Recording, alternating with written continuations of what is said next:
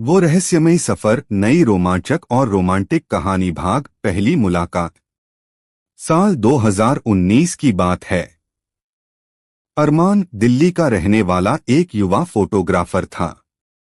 उसे नई नई जगह घूमना और वहां की तस्वीरें खींचना बहुत पसंद था। एक दिन उसने तय किया कि वह ऋषिकेश घूमने जाएगा। गंगा के घाट, पहाड़ों का सौंदर्य और वहां की शांति सब उसे खींच लाते थे। घाट पर कैमरा लेकर तस्वीरें खींचते खींचते उसकी नजर एक लड़की पर पड़ी। लड़की गंगा की आरती में खोई हुई थी, आंखें बंद और चेहरे पर अद्भुत शांति। उसका नाम था सिया। अरमान ने उसी पल तय कर लिया कि उसे इस लड़की से बात करनी ही होगी। आरती खत्म होने के बाद उसने हिम्मत जुटाकर कहा, हाय, मैं अरमान हूँ।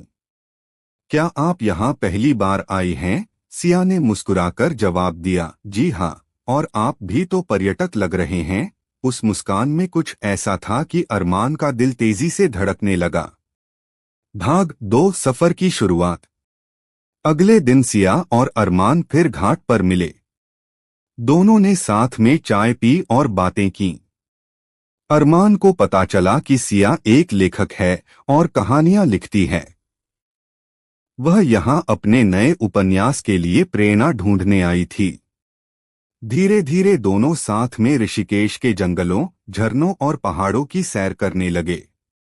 कभी गंगा किनारे घंटों बैठते तो कभी पहाड़ों में ट्रैकिंग करते। हर मुलाकात के साथ उनकी नजदीकियां बढ़ती चली गईं।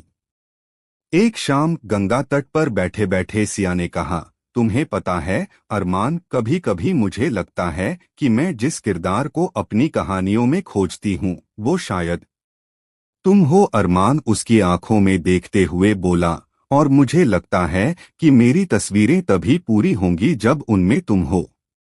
भाग 3, रोमांच और रहस्य।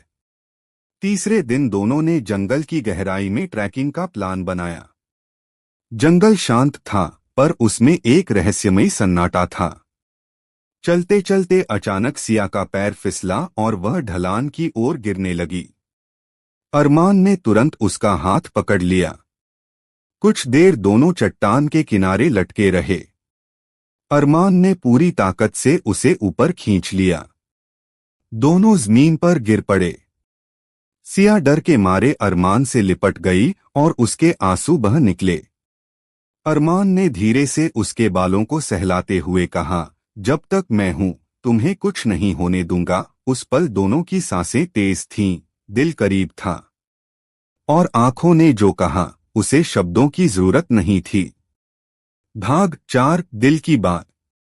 अगले दिन सिया को वापस दिल्ली लौटना था।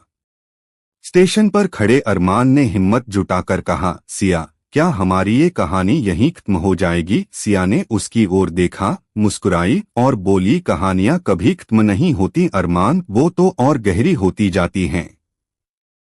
तुम अगर चाहो तो मेरी अगली किताब का किरदार हमेशा के लिए तुम ही हो सकते हो। अरमान ने उसका हाथ पकड़कर कहा, मैं चाहता हूं कि हमारी कहानी किताबों तक सीमित न रहे, बल्कि जिंदगी में लिखी जाए। सिया ने धीरे से सिर हिलाया और ट्रेन में चढ़ने से पहले उसके गाल पर हल्की सी चुम्मी दे दी। अरमान वहीं खड़ा रह गया, दिल में एक वादा, एक नई उम्मीद और एक रोमांचक प्रेम कथा की शुरुआत लिए। कहानी का संदेश। कभी कभी सफर हमें वो लोग दे जाते हैं जो हमारी जिंदगी की सबसे खूबसूरत कहानी बन जाते हैं।